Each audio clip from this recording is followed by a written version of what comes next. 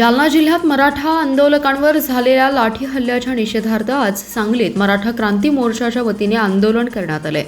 मुख्यमंत्री उपमुख्यमंत्री यांच्या पोस्टरला जोडे मारून राज्य सरकारचा निषेध करण्यात आला। तसेच येत्या मंगळवारी मराठा संघटनांची बैठक घेऊन पुढील आंदोलनाची दिशा ठरवण्यात येणार आहे। जालना जिल्ह्यातील अंबड तालुक्यातील अंतरवाली सराटी या गावात मराठा आरक्षणाच्या मागणीसाठी सुरू असलेल्या उपोषणस्थळी पोलिसांनी मराठा आंदोलकांवर लाठीमार केला होता। या घटनेच्या निषेधार्थ आज मराठा क्रांती मोर्चाच्या वतीने मारुती चौकातील छत्रपती शिवाजी महाराजांच्या पुतळ्यासमोर आंदोलन करण्यात आलं। यावेळी मुख्यमंत्री आणि उपमुख्यमंत्री यांच्या प्रतिमेला जोडेमार आंदोलन करून राज्य सरकारचा निषेध करण्यात आलाय। यानंतर छत्रपती शिवाजी महाराज स्फूर्तीस्थळाच्या आवारात मराठा क्रांती मोर्चाच्या पदाधिकारी कार्यकर्त्यांची बैठक झाली। यावेळी क्रांती मोर्चाच्या वतीने जिल्ह्यातील सर्व गावातील मराठा समाजाला एकत्र घेऊन पुन्हा एकदा अराजकीय पद्धतीने आरक्षणाचा लढा तीव्र करण्याचा निर्णय या बैठकीत घेण्यात आलाय। या आंदोलनात मराठा क्रांती मोर्चाचे राज्य समन्वयक विलास देसाई, डॉक्टर संजय पाटील, शंभूराज काटकर, प्राध्यापक पद्माकर जगदाळे, शेखर माने, राहुल पाटील, नितीन चव्हाण, मयूर पाटील, प्रशांत भोसले यांच्यासह मराठा समाजाचे कार्यकर्ते सहभागी होते।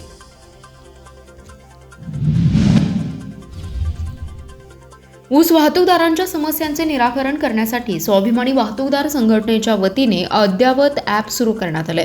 स्वाभिमानी शेतकरी संघटनेचे नेते राजू शेट्टी यांच्या हस्ते हे ॲप कार्यान्वित करण्यात आले। गेल्या अनेक दिवसांपासून हजारो मुकादमांकडून ऊस वाहतूकदारांची मोठ्या प्रमाणात फसवणूक सुरू आहे। यामध्ये जवळपास 485 कोटी रुपयांची 10,334 मुकादमांनी फसवणूक केल्याचं उघडकीस आले। त्यातच अनेक मुकादमांच्यावर गुन्हे दाखल करण्यात आलेत। स्वाभिमानी ऊस वाहतूक संघटनेच्या वतीने राज्यभर याकरिता आंदोलन तसेच जनजागृती मेळावा सुरू करण्यात आलाय।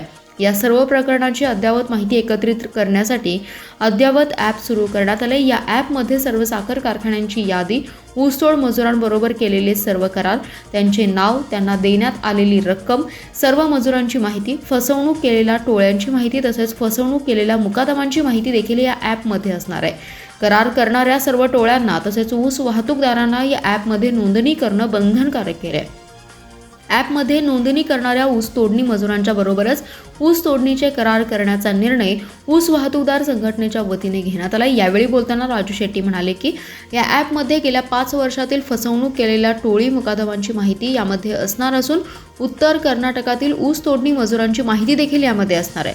तसेच सर्व साखर कारखान्याला देखील या ॲपमध्ये नोंदणी करण्यासाठी आम्ही प्रयत्न करणार असून या ॲपमुळे फसवणुकीला आळा बसणार असल्याचंही ते म्हणाले।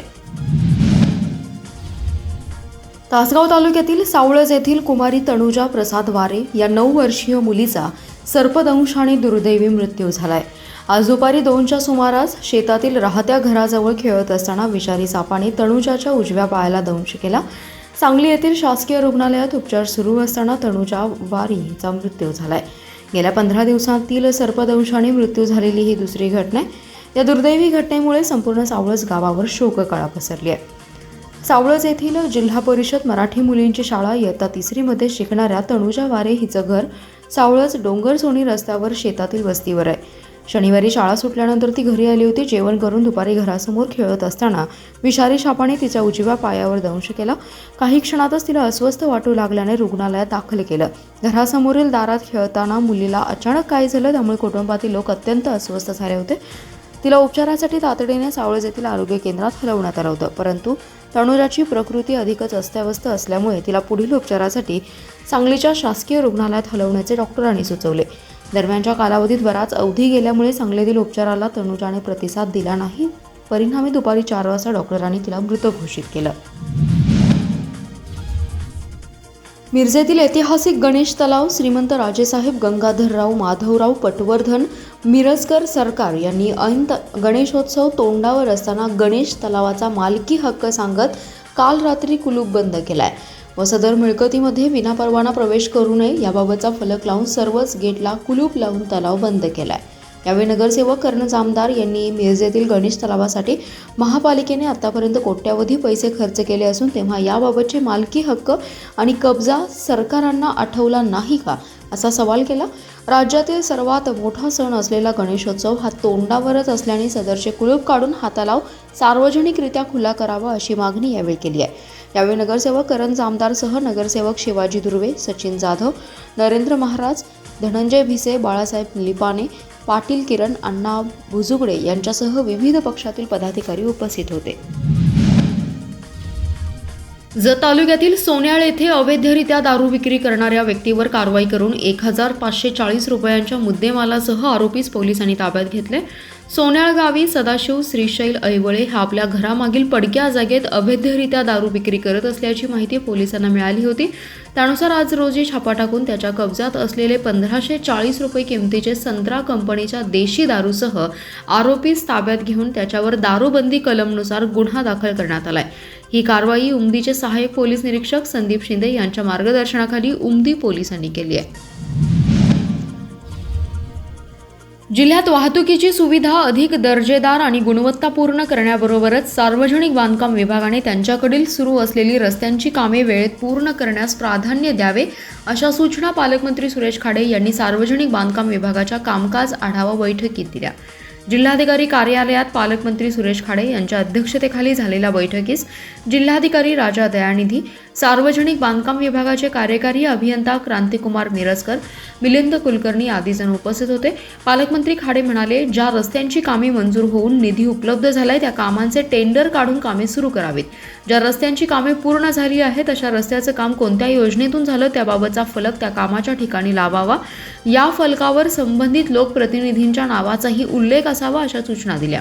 रस्त्यांच्या कामाबरोबरच सार्वजनिक बांधकाम विभागामार्फत करण्यात येत असलेली बांधकामे व तीर्थक्षेत्रे विकासाची कामेही गतीने व्हावीत अशा सूचना पालकमंत्री खाडे यांनी संबंधित अधिकाऱ्यांना दिल्या. राज्यस्तरावरील योजनेतून मंजूर निधी, आमदार निधी, खासदार निधी आणि जिल्हा वार्षिक योजनेमधून मंजूर निधीतून करण्यात येत असलेल्या रस्त्यांच्या आणि अन्य बांधकाम कामांचा आढावा या बैठकीत घेण्यात आलाय. जालन्यात मराठा आरक्षणासाठी शांततेच्या मार्गाने उपोषण करणाऱ्या आंदोलकांवर झालेल्या अमानुष लाठीचार्जचा निषेध राष्ट्रवादी काँग्रेस पक्षाच्या बैठकीत करण्यात आलाय. राष्ट्रवादी काँग्रेस पक्षाचे प्रदेशाध्यक्ष जयंत पाटील यांनी 1 तास राष्ट्रवादीसाठी या उपक्रमाची संकल्पना मांडली होती. याकरिता दर महिन्याच्या पहिल्या शनिवारी संघटनेतील सर्वच फ्रंटल सेलच्या पदाधिकाऱ्यांची बैठक सांगलीत पार पडली. शहर जिल्हाध्यक्ष संजय बजाज व युवक शहर जिल्हाध्यक्ष राहुल पवार यांच्या मार्गदर्शनाखाली ही बैठक झाली आहे.